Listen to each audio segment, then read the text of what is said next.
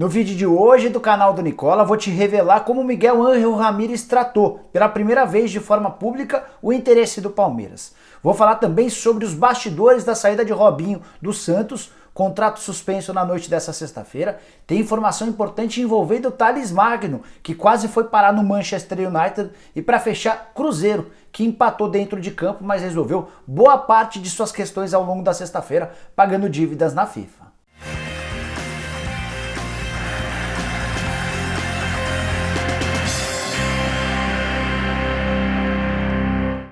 E aí pessoal, sou o Jorge Nicola, bem-vindos a mais um vídeo do canal, muito legal ter vocês por aqui, bom sábado para todo mundo. E antes de passar as informações que eu havia prometido agora há pouco, tem um recado importante para vocês. Fala aí pessoal, passando para dividir uma excelente notícia com você que acompanha o canal do Nicola. Quem não gostaria de ganhar salário de jogador de futebol por pelo menos um mês? É óbvio que você quer, né? Sabia que você pode trabalhar acompanhando jogos de futebol da sua casa e ganhar uma grana com isso? Agora vem a parte importante, a galera da Full Trader Sports está sorteando até 100 mil reais para todo mundo que se inscrever de graça na promoção. Eles vão ensinar você a ganhar dinheiro de casa, acompanhando a jogos de futebol, e ainda vai rolar um sorteio de até 100 mil reais para você começar com o pé direito. Clique no link na descrição desse vídeo e coloque seu nome no sorteio. Você não vai ficar fora dessa, né? Bora começar esse vídeo com uma notícia bem triste. Na noite dessa sexta-feira, Paulo Pelaip, diretor executivo de futebol do Curitiba, foi internado na UTI do Hospital Nossa Senhora das Graças, em Curitiba. O Pelaip está desde sábado da semana passada brigando contra o coronavírus, foi internado no sábado, voltou para casa, na segunda-feira retornou ao hospital, onde esteve até sexta-feira, numa ala comum. Conversei com o Pelaip por quase todos os dias da semana para saber como é que andava a evolução das coisas. Na segunda, na terça e na quarta ele reclamava demais sobre as dores no corpo e sobre toda a situação envolvendo o coronavírus. Na quinta-feira, por telefone, o Pelaip me contou que estava bem, apresentando sinais de melhora, conseguindo se alimentar bem. Foi quando, para minha surpresa, na noite dessa sexta-feira, li que ele foi internado na UTI, unidade de terapia intensiva, e embora apresente o quadro estável, o fato de estar na UTI com 69 anos de idade inspira cuidados, toda a força ao Pelaip, que ele possa superar o mais rápido possível esse problema.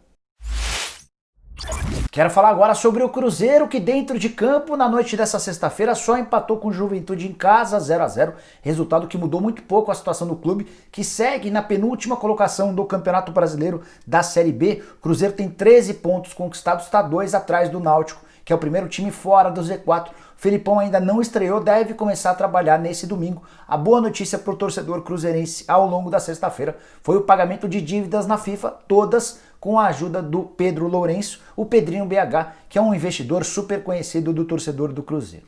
Pedrinho andou meio distante ultimamente, até por isso o Cruzeiro chegou a atrasar 2 meses do salário, mas com a contratação do Felipão, o Pedro voltou a estar junto da diretoria e o Cruzeiro quitou 2 dívidas que o impediam de inscrever jogadores. Essas dívidas eram de 9 milhões e 200 mil reais com o Zorya da Ucrânia, referente à compra do William Bigode lá atrás, e tinham mais 716 mil reais pelo pagamento a Ramon Ábila. Lembra daquele atacante horroroso, bem grosso, que passou pelo Cruzeiro? Ele cobrava essa quantia na FIFA, o Cruzeiro fez esses 2 pagamentos e espera, a partir da próxima segunda-feira, estar autorizado a fazer novas contratações. Havia uma proibição da FIFA em relação a registro de novos atletas. O Cruzeiro ainda pagou nessa sexta-feira mais 454 mil reais à comissão técnica do Paulo Bento, técnico português que também não deixou saudade alguma no Cruzeiro. Já tem 3 reforços engatilhados, fechados no Cruzeiro, que só aguardam a liberação das inscrições: o Giovani, o Matheus Índio e o Angulo. O Angulo é aquele atacante do Palmeiras que esteve emprestado ao Cruzeiro, foi devolvido ao Palmeiras e o Palmeiras voltou a reemprestá-lo. Nesse último momento de reempréstimo, o Angulo já não pôde ser mais inscrito por causa dessa restrição da FIFA. Tudo deve mudar a partir da segunda-feira e o Cruzeiro ainda espera contratar mais 2 ou talvez até 3 jogadores com a indicação do Felipão. O treinador vai passar o final de semana inteiro estudando ao lado da comissão técnica do Cruzeiro em relação às carências do elenco. Bora contar agora bastidores do processo de suspensão do contrato de Robinho na noite dessa sexta-feira. Era algo meio inevitável diante de toda a repercussão, especialmente depois da postagem feita pelo ge.com na manhã de sexta-feira, revelando detalhes da condenação do Robinho. Ele foi condenado em primeira instância pela justiça italiana por crimes de violência sexual a 9 anos de prisão. Ainda cabe recurso e o Robinho tenta se defender para evitar essa prisão. O Globoesporte.com trouxe uma série de detalhes importantes com direito a escutas telefônicas feitas pela polícia italiana em que o Robinho e amigos dele se auto-incriminam. Pois bem, diante de toda essa repercussão, vários patrocinadores do Peixe exigiram que o clube rescindisse o contrato do Robinho, ou então os patrocinadores é que sairiam. E na noite dessa sexta-feira, o Orlando Rolo se encontrou com o Robinho. Esse encontro aconteceu em São Paulo, num escritório, e as duas partes chegaram ao acordo para a suspensão desse contrato, que tinha validade de 5 meses, só terminaria no início do ano que vem, no fim do Campeonato Brasileiro. Conversei antes de gravar esse vídeo com o Orlando Rolo, que é o presidente do Santos, para saber como é que o Robinho reagiu a essa ideia. Até porque o Robinho, em um áudio vazado, cheguei a te mostrar nesse vídeo aqui, ele havia demonstrado enorme vontade de jogar pelo Santos, fazer gols. Foi um áudio em que ele detonou a Globo. Se você não viu o vídeo, clica aqui, tenho certeza que você vai curtir. Pois bem, o Rolo me assegurou que o Robinho também entendeu que era importante suspender o contrato nesse momento por conta de toda a repercussão negativa que envolvia a sua família, muita exposição em relação aos pais dele, em relação aos filhos e também à esposa. Os dois lados entenderam que era o melhor a fazer, era suspender o contrato. Não vai haver pagamento de nada. O Rolo me assegurou que o Santos não vai ter de indenizar o Robinho e que dessa maneira também o Santos descarta a possibilidade de perder outros patrocinadores. O contrato com a Ortho Pride já foi rescindido, ele tinha validade até fevereiro do ano que vem e com isso o Santos vai perder mais ou menos 500 mil reais. Galera, aqui é o Robinho. Claro que com muita tristeza no coração venho falar para vocês que tomei a decisão junto com o presidente de ter a suspensão do meu contrato nesse momento conturbado da minha vida. O meu objetivo sempre foi ajudar o Santos Futebol Clube e se de alguma forma eu estou atrapalhando, é melhor que eu saia e foque nas minhas coisas pessoais. Os torcedores do Peixão, aquelas pessoas que gostam de mim, com certeza eu vou provar para vocês a minha inocência. Um abraço. Só para fechar, 2 detalhes importantes. Bem antes de o Santos anunciar o Robinho como reforço no sábado passado, o Rei das Pedaladas já treinava no Santos, lá no CT onde os atletas profissionais costumam trabalhar. Isso não havia sido noticiado de forma proposital, também como o fato de não ter jornalistas por causa da pandemia, ninguém sabia dessa história. O Robinho chegou a treinar fisicamente, também utilizava a rede de futevôlei para bater uma bola com atletas do Peixe e existiu em algum momento até a possibilidade de o Robinho entrar em campo na última quarta-feira na partida contra o Atlético Goianiense. Isso só não aconteceu porque o Conselho Deliberativo do Santos ainda não havia aprovado a contratação do Robinho. Como a gente está num período eleitoral, qualquer reforço do Santos precisa do aval do Conselho Fiscal e também do Conselho Deliberativo. O Conselho Fiscal já havia aprovado a contratação do Robinho, faltava só o aval do Conselho Deliberativo para que o martelo fosse batido e o Robinho tivesse à disposição para jogar. Quero falar agora sobre Thales Magno, que esteve perto de se mudar para o Manchester United algumas semanas atrás, antes do fechamento da janela de transferências. Como é que se deu essa história? O Manchester United procurou os dirigentes do Vasco para dizer que tinha 15 milhões de euros para investir em alguma joia espalhada pelo mundo, a única exigência de que esse atacante ou que esse jogador fosse um jogador jovem. Thales Magno tem só 18 anos de idade e se encaixa dentro desse perfil.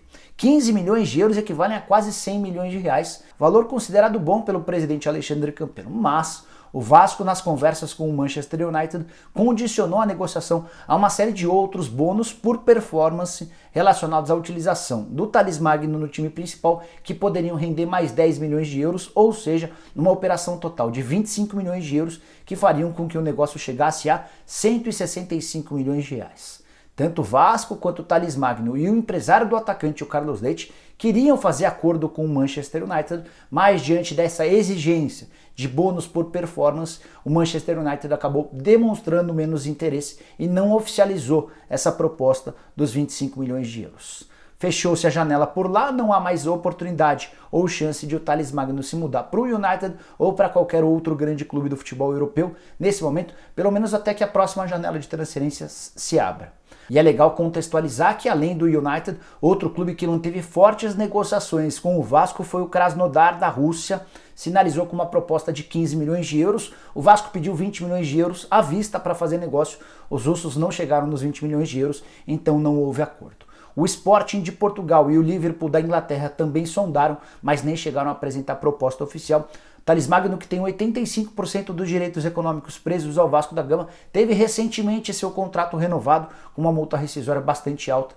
O Vasco precisava vender o jogador para tentar equilibrar as contas, como não houve negócio. Vai tentar conduzir o pagamento de salários atrasados e uma série de outras pendências com outras receitas. Quero te atualizar agora sobre as negociações entre Palmeiras e Miguel Ángel Ramírez. Estou te contando desde a quinta-feira que o técnico espanhol do Independiente del Valle é o plano A do Palmeiras, é o único treinador com o qual o Palmeiras conversa desde a demissão de Vanderlei Luxemburgo. As negociações avançaram na quinta-feira e nessa sexta-feira o Palmeiras apresentou uma proposta oficial com valores que gostaria de pagar ao treinador. Ele ganha por lá $40 mil, que equivalem a mais ou menos R$225 mil por mês. O Palmeiras sugeriu $100 mil, que fariam com que o Miguel Ángel Ramírez saltasse para R$565 mil mensais, ou seja, ele ganharia mais do que o dobro do que recebe hoje no futebol equatoriano. O Miguel Ángel Ramírez gostou dos números, gostou também do projeto apresentado pelo Palmeiras, mas tem um detalhezinho que ainda emperra qualquer tipo de acordo. A situação com o Independiente del Valle. E isso o Miguel Ángel Ramírez deixou bem claro numa entrevista coletiva dada nessa sexta-feira, quando foi perguntado a respeito do interesse do Verdão.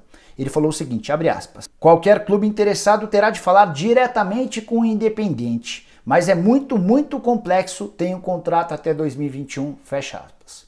O que o Miguel Ángel Ramírez deixou bem claro? Que não basta o Palmeiras se acertar com ele quer sair pela porta da frente do Independiente del Valle, caso de fato vá treinar o Palmeiras. E para que ele saia pela porta da frente, vai haver a necessidade de o Palmeiras se acertar com o Independiente del Valle. É importante lembrar que existe uma multa rescisória de $1 milhão no contrato entre o treinador e o del Valle. Isso equivale a mais ou menos R$5.600.000. O Palmeiras pode procurar o Independiente del Valle sugerindo um parcelamento dessa multa, um pagamento um pouco menor, e aí vai depender de um acordo entre os clubes. A primeira etapa das negociações entre Palmeiras e treinador acabou avançando, os números, as cifras foram interessantes para o Miguel Ángel Ramírez. Para que o martelo seja batido, falta agora a outra ponta, um acerto com o Independiente del Valle. A ideia do Palmeiras não era pagar a integralidade dessa multa, esse $1 milhão ou quase R$6 milhões. Vamos ver como é que o Verdão se sai nas negociações durante o fim de semana. É importante contar que o Miguel Ángel Ramírez, nas últimas horas, pediu para que o Palmeiras não envolvesse empresários. O Bruno Paiva, que representa o OTB, foi aquele que quase colocou o Miguel Ángel Ramírez no Atlético Paranaense, mais ou menos nessa época do ano passado. Foi quando o Thiago Nunes pediu demissão para treinar o Corinthians, o Atlético fez proposta ao Miguel Ángel Ramírez, o negócio esteve muito perto de ser fechado e só não fechou porque o Miguel Ángel Ramírez exigiu uma multa rescisória para o caso de demissão.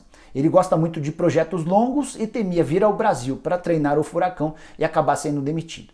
Qual foi a estratégia dele? Bom, vocês querem me contratar, paguem uma multa rescisória alta em caso de demissão. Petralha não se sentiu à vontade com essa criação da multa rescisória alta e o negócio acabou sendo desfeito. É bem provável que o Ramírez exija algo parecido caso feche com o Palmeiras. Mas é legal contar que ele não quer participação de empresários, ele quer negociar diretamente com o Palmeiras. As conversas entre o Ramírez têm sido entre ele e o Anderson Barros, que é o diretor executivo de futebol do Verdão.